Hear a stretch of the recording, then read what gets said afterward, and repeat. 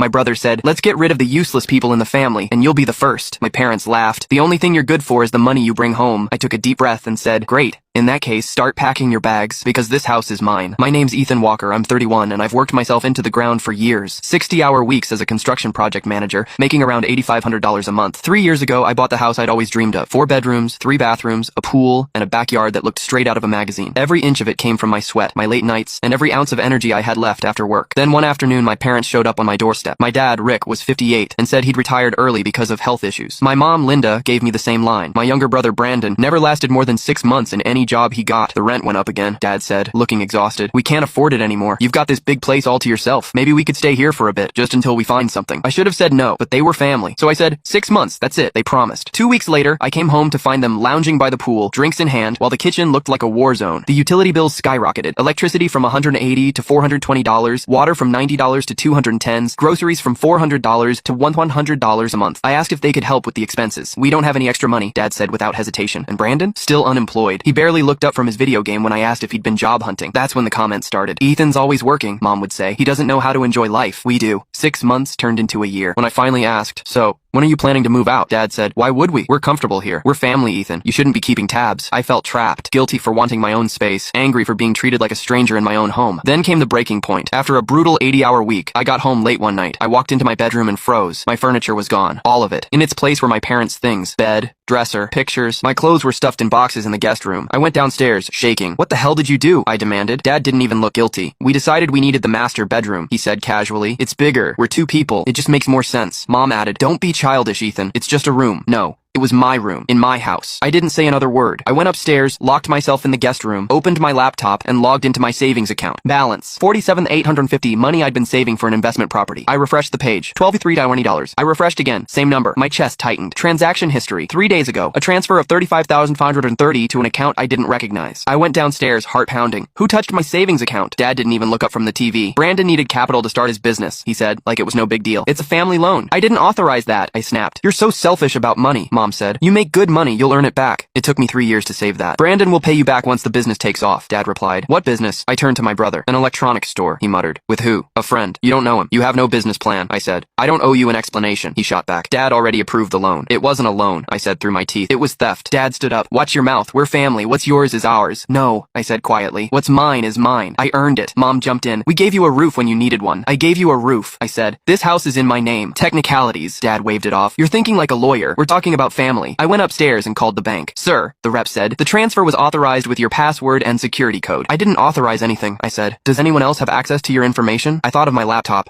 I always left it in the